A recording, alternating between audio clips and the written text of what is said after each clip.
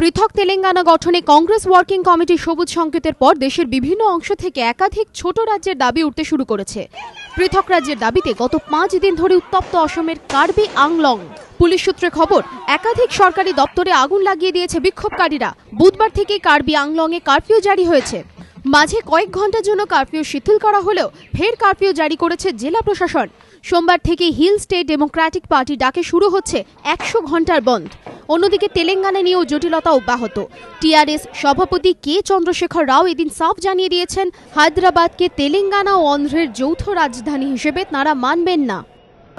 Andhra employees of Andhra Pradesh should work for the development of Andhra region and also work with the Andhra government.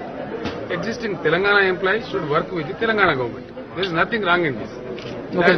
I have not asked anybody to go back to Andhra. There is nothing like that.